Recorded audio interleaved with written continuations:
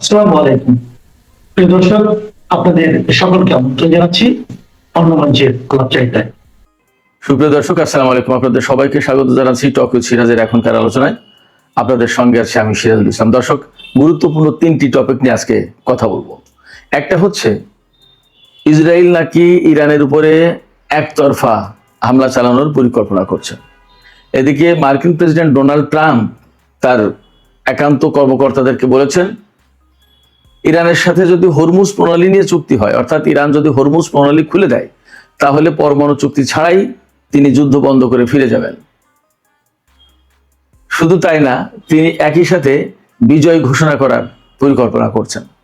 এদিকে ইরানের পররাষ্ট্রমন্ত্রী আব্বাস আরাকচি বলেছেন, যতক্ষণ পর্যন্ত না আমেরিকা ইসলামাবাদ সমঝোতা স্মারক লঙ্ঘন বন্ধ করবে, ততক্ষণ পর্যন্ত তার সাথে কোনো আলোচনা নেই। এদিকে ইরানের প্রেসিডেন্ট মাসুদ পেজেশকিয়ান ইরানের সর্বোচ্চ নেতা আয়াতুল্লাহ মুস্তাফা খামেনির সাথে প্রথমবারের মতো দেখা করেছেন। সুপ্রিয় দর্শক, এই বিষয়গুলো নিয়েই এখনকার আলোচনায় বিস্তারিত কথা বলবো। আশা করি আলোচনাটি ভালো লাগবে এবং আপনারা শেষ পর্যন্ত সঙ্গে থাকবেন। আলোচনাটা যদি ভালো লাগে তাহলে লাইক, কমেন্ট, শেয়ার করবেন এবং চ্যানেলটি সাবস্ক্রাইব করে প্লিজ সাথেই থাকবেন। দর্শক, চলুন বিস্তারিত আলোচনা করি। প্রথম যে বিষয়টি আমি উল্লেখ করেছিলাম সেটি হচ্ছে ইসরায়েল নাকি ইরানের উপরে একতরফা হামলা চালানোর চিন্তা করছে। এই আলোচনায় ঢোকার আগে আমি আপনাদেরকে একটু বলে রাখি, সেপ্টেম্বরে কিন্তু ইসরায়েলে নির্বাচন।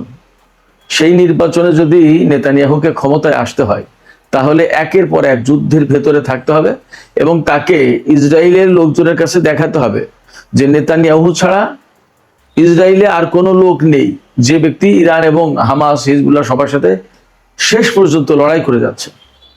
এই বিষয়টা ইসরায়েলের জনগণের সামনে তুলে ধরে ভোট ভিক্ষা করবেন এবং তিনি নির্বাচনী বৈতরণী পার হওয়ার চেষ্টা করবেন। তা দিয়ে তিনি আসলে পার হতে পারবেন কি পারবেন না সেটা পরের কথা, বাট তার ফিলসফিটা, তার মেন্টালিটিটা এইরকম। এবার আমরা মূল কথায় যাই।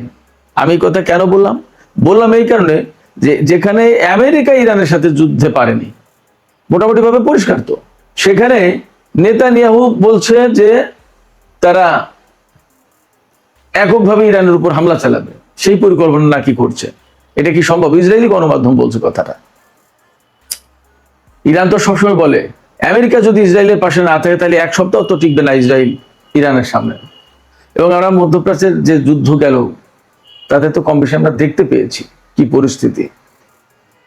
সেক্ষেত্রে এই আসন্ন নির্বাচনের আগে যদি নেতানিয়াহুর সরকার ইরানের সাথে নতুন করে যুদ্ধে জড়িয়ে পড়ে, তাহলে হয়তোবা বড় রকমের একটা প্রভাব পড়বে ইসরায়েলের নির্বাচনে তো বটেই, এবং নেতানিয়াহুর ক্ষমতার ভাগ্যে যে কি আছে তা বলা যায় না। আমার কাছে ব্যক্তিগতভাবে মনে হচ্ছে যে এই ধরনের যুদ্ধে যদি জড়ায় তাহলে ভয়াবহ রকমের ক্ষয়ক্ষতির মুখে পড়বে ইসরায়েল, আমার কাছে মনে হচ্ছে। কারণ এতদিন যে যুদ্ধ করেছে আমেরিকা ইসরায়েল মিলে ইরানের বিরুদ্ধে, সেই সময় মধ্যপ্রাচ্যের বহু দেশে আমেরিকার ক্ষেপণাস্ত্র প্রতিরক্ষা ব্যবস্থা ছিল, অনেক দেশের ছিল। তারা এগুলোকে, ইরানের ক্ষেপণাস্ত্র, ড্রোন, এগুলোকে ধ্বংস করার চেষ্টা করেছে, ইন্টারসেপ্ট করার চেষ্টা করেছে। এখন কি ক্রাইসিস সেটা তো আমরা কম বেশি সবাই জানতেই পারছি। সেই জায়গায় নেতানিয়াহু যদি ইরানের সাথে যুদ্ধে জড়িয়ে পড়ে তাহলে পরিণতি সম্ভবত অনেক বেশি ভয়াবহ হতে পারে। আমার কাছে মনে হয় যে ইরান সেটাকে সুযোগ হিসেবেও গ্রহণ করতে পারে। দেখা যাক কি হয়, আদৌ তারা এই ধরনের হামলায় জড়ায় কিনা। এদিকে ইরান বলেছে, ইরানের পররাষ্ট্রমন্ত্রী সাইদ আব্বাস আরাকচি, গতকালকে থেকে তো শুরু হয়েছে ইরানের পক্ষ থেকে বিভিন্ন রকম শর্ত দেয়া। অনেকগুলো শর্ত আমেরিকাকে দেওয়া হয়েছে যে এই শর্তগুলো পূরণ না করা পর্যন্ত হরমুজ প্রণালী খোলা হবে না। আজকে ইরানের পররাষ্ট্রমন্ত্রী আব্বাস আরাকচি বলেছেন যে যতক্ষণ পর্যন্ত আমেরিকা ইসলামাবাদ সমঝোতা স্মারক মেনে না চলবে, অর্থাৎ ওইগুলো লঙ্ঘন বন্ধ না করবে, ততক্ষণ পর্যন্ত আমেরিকার সাথে কোনো আলোচনা নেই। তার মানে ইরান যে খুব অ্যাডামেন্ট এবং আমেরিকার সাথে আর কোনো আলোচনা এইভাবে বসতে চাইছে না, এটা পরিষ্কার। এবং ইরান যে কথা বলছে সেটা হচ্ছে এই যে ইসলামাবাদ সমঝোতা স্মারক সই হয়েছিল, পাকিস্তান, তুরস্ক, কাতার সবার চেষ্টা প্রচেষ্টায় এবং বেশ খানিকটা আলাপ আলোচনা দেন দরবারের পর, এই আলাপ আলোচনা দেন দরবারের পর যখন আমেরিকা সেই সমঝোতায় সই করলো, ইরানে সই করলো, তার অল্প কয়েকদিনের ভেতরেই তারা সেই সমঝোতা লঙ্ঘন করলো, ইরানের উপর হামলা চালালো, আবার সেই নৌ অবরোধ আরোপ করলো, নিষেধাজ্ঞা আরোপ করলো, সম্পদ, বিদেশি সম্পদ ছাড় দিল না, কোনো কিছু করলো না, সমঝোতায় যা যা বলা ছিল তার কিছুই করলো না। ফলে এই যুদ্ধবিরতি একদম টোটালি ভেঙে গেল এবং সমঝোতা বাতিল হয়ে গেল।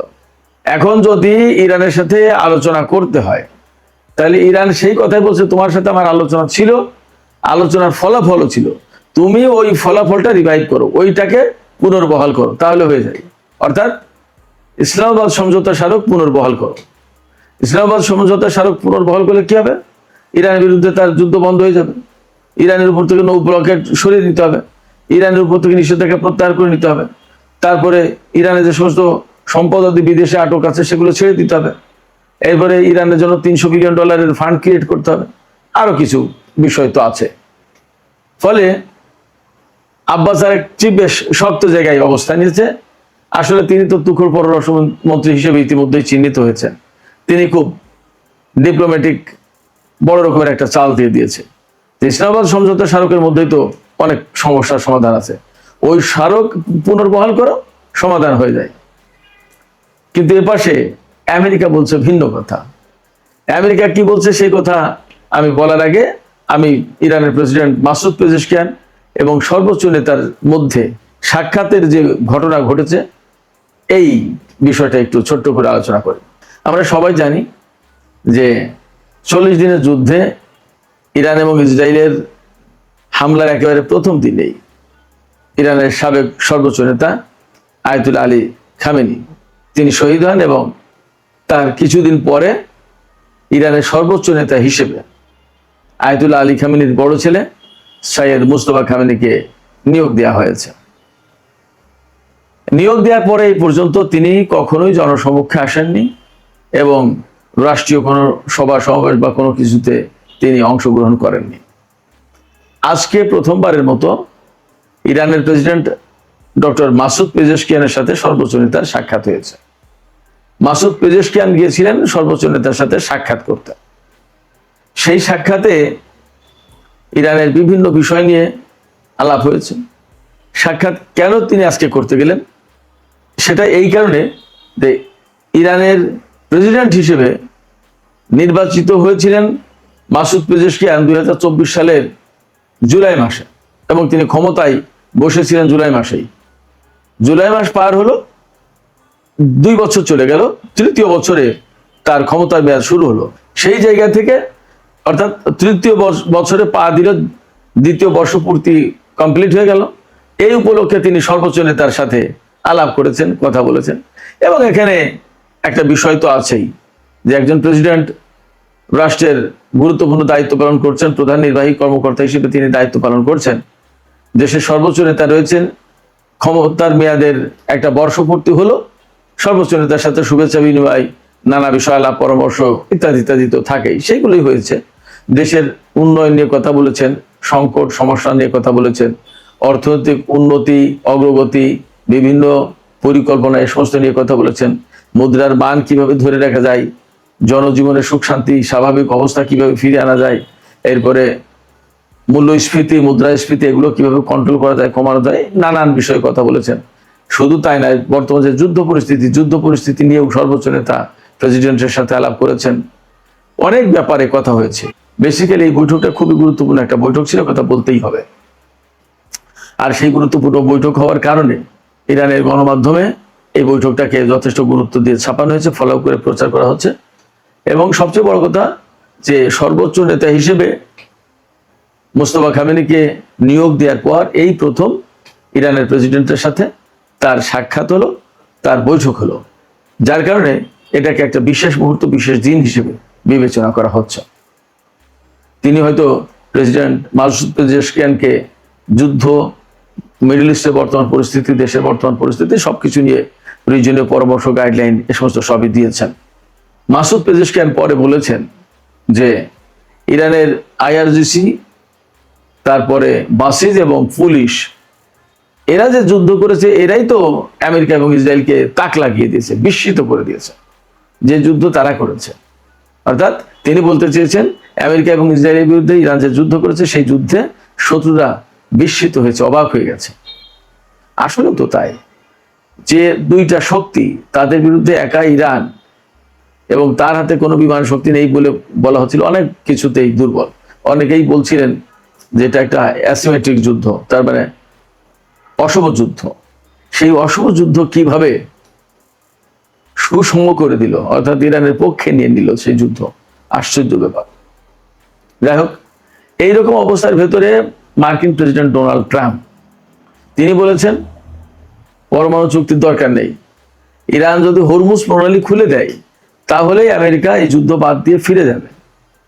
এবং মার্কিন প্রেসিডেন্ট ডোনাল্ড ট্রাম্প একতরফাভাবে ইরানের বিরুদ্ধে বিজয় ঘোষণার প্ল্যান করছেন। তিনি বলছেন তার খুব একান্ত সহকারী বা সহযোগী যারা কর্মকর্তা তাদের সাথে তিনি, তাদের হয়তো কয়েকজনের সাথে তিনি কথাটা বলেছেন। তিনি বলেছেন যে আমরা ইরানের বিরুদ্ধে সামরিক দিক দিয়ে যে সমস্ত লক্ষ্য অর্জন করতে চেয়েছিলাম তার সব হয়ে গেছে, এখন আর সামরিক অভিযান না চালালেও চলবে, আমরা এখানে একটা বিজয় ঘোষণা করব, বিজয় ঘোষণা করে আমরা চলে যাব, এখানে আমাদের আর পরমাণু চুক্তির দরকার নেই। অর্থাৎ তারা সবচেয়ে বড় করে যে বিষয়টি দেখছিল যে পরমাণু চুক্তি, পরমাণু সংকট নিয়েই ইরানের সাথে তার এত বেশি টানা পড়েন, এত যুদ্ধ বিগ্রহ, এত কিছু, সেই পরমাণু চুক্তি আর তার লাগবে না, এখন বাবা হরমুজ প্রণালী খুলে দাও। অনেকটা পরিস্থিতি এরকম যে ছেড়ে দেওয়া কে দেওয়াছি অবস্থা। এটা হচ্ছে মার্কিন ওয়াল স্ট্রিট জার্নালের খবর। ডোনাল্ড ট্রাম্প একতরফা বিজয় ঘোষণা করবেন এবং পরমাণু চুক্তি ছাড়াই শুধু হরমুজ প্রণালী খুলে দিলেই তার আশা পূরণ হয়ে যায়, তিনি চলে যান, আর এই যুদ্ধ করবেন, এরকম একটা ব্যাপার। সবকিছু মিলে দেখা যাচ্ছে যে আমেরিকা আসলে বেশ একটা ক্রিটিক্যাল টাইমের ভেতরে আছে এবং মনে হচ্ছে তারা খুব শিগগিরই যুদ্ধ শেষ করে দিতে পারেন। আবার এমনও হতে পারে যে এইগুলো বলে বলে বলে বলে ইরানকে একটা বিভ্রান্ত করে, অর্থাৎ ইরানকে বোঝাতে সক্ষম হলো যে আমেরিকা যুদ্ধ করছে না, ইরানও তাদের যুদ্ধ প্রস্তুতি আপাতত ডাউন করলো। এর ভিতরে হঠাৎ করে আমেরিকা ইরানের উপর বড় করে হামলা চালিয়ে বসতে পারে। অতএব ইরানকে যথেষ্ট সতর্ক থাকতে হবে এই ব্যাপারে। তো সুপ্রিয় দর্শক, এখনকার আলোচনা আমি এখানে শেষ করতে চাইছি। আলোচনা শেষের আগে আপনাদের কাছে প্রশ্ন করি, ডোনাল্ড ট্রাম্প যে বলছেন যে তিনি হরমুজ প্রণালী খুলে দিলেই পরমাণু চুক্তি ছাড়াই চলে যাবেন, এটা কি আসলে তার মনের কথা নাকি কৌশল? একই সাথে আপনাদেরকে আর একটা প্রশ্ন করি, ইসরায়েল যে একতরফাভাবে ইরানের বিরুদ্ধে হামলা চালাতে চায় সেই সক্ষমতা আছে কিনা ইসরায়েলের, এবং হামলা যদি ইসরায়েল একতরফাভাবে এককভাবে ইরানের উপর চালায় তাহলে তার পরিণতি কি হতে পারে? সুপ্রিয় দর্শক, আপনাদের মতামত জানিয়ে কমেন্টে লিখুন, আর ভিডিও ভালো লাগলে লাইক কমেন্ট শেয়ার করবেন এবং চ্যানেলটি সাবস্ক্রাইব করে সাথেই থাকবেন। দর্শক, আপনাদের সবাইকে অনেক অনেক ধন্যবাদ জানিয়ে এখনকার আলোচনা এখানে শেষ করছি। আপনারা সবাই অনেক ভালো থাকুন। আল্লাহ হাফেজ।